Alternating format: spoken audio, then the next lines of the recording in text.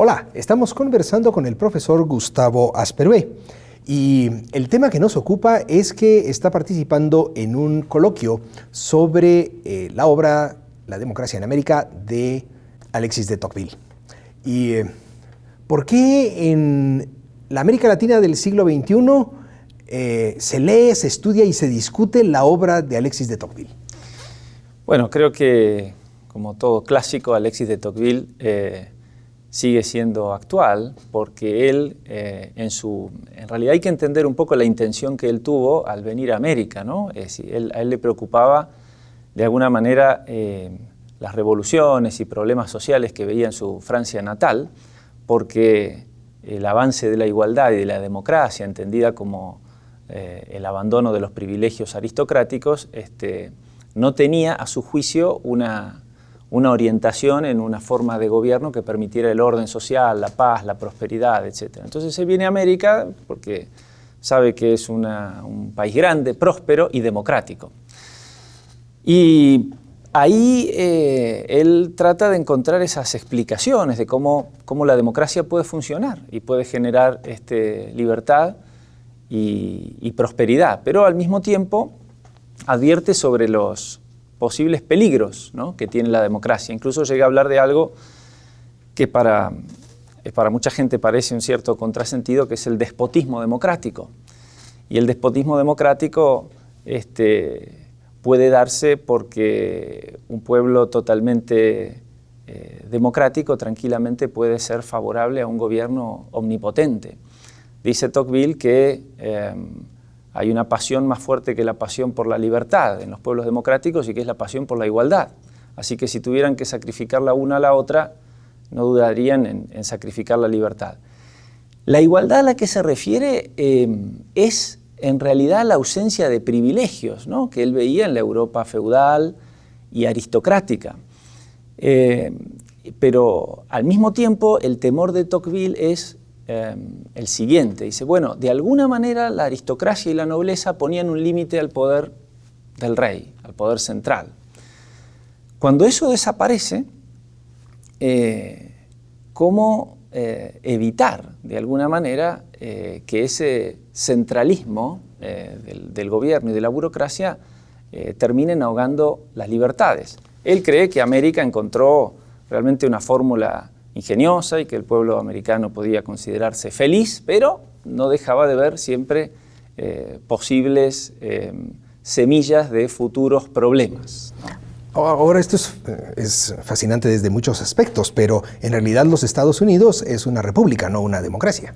Sí, el sentido de democracia en Tocqueville a veces requiere de ciertas precisiones. Por momentos parece que se refiere simplemente a la no aristocracia, no tanto como forma de gobierno, pero dice, claro, en una sociedad democrática, es decir, donde no hay estamentos, es más fácil, o por lo menos es posible, el gobierno de la soberanía del pueblo. Y en ese sentido, podríamos hablar, sí, de democracia o de república si introducimos divisiones de poderes y demás. A Tocqueville le parece muy interesante el énfasis puesto en los gobiernos locales. Dice que América puede disfrutar las ventajas de los países pequeños en materia de libertad y también de los países grandes en materia de seguridad. Estaba pensando que, en fin, en caso de guerra es mejor ser un país grande y por eso veía ahí alguna ventaja en la unión. Sin embargo, hay que decir que me parece que también incluso en la experiencia americana, lo que Tocqueville veía como un defecto o un peligro, es decir, que el gobierno de la Unión era débil porque el acento estaba puesto en la soberanía del pueblo en cada una de los estados locales, ha evolucionado hacia otra cosa que Tocqueville no vio, ¿no? Un gobierno central muy fuerte y que por momentos pareciera que todo ese localismo y esa, digamos, participación política municipal que a él tanto le gustaba, por ahí tiende un tanto a debilitarse, ¿no? En Argentina, Venezuela, Nicaragua, Ecuador, la democracia está a prueba. Si hubiera una lección que compartir con estos pueblos desde la perspectiva de Alexis, ¿cuál sería? Bueno, me parece que Tocqueville, una de las cosas que señala es por qué es por ahí fácil llegar al despotismo a través de la democracia.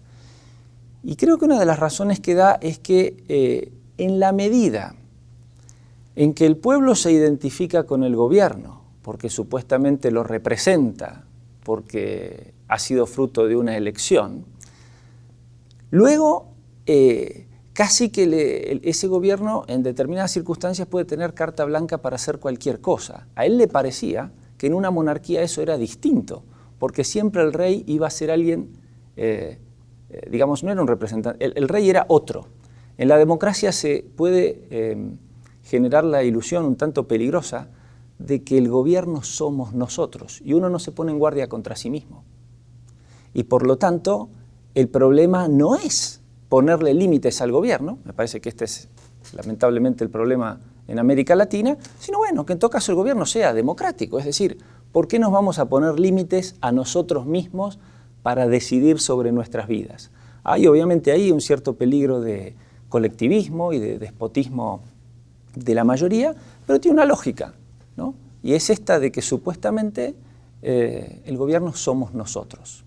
En la medida en que no seamos capaces de derribar esa ilusión, me parece que va a ser muy difícil evitar que los gobiernos se extralimiten, ¿no?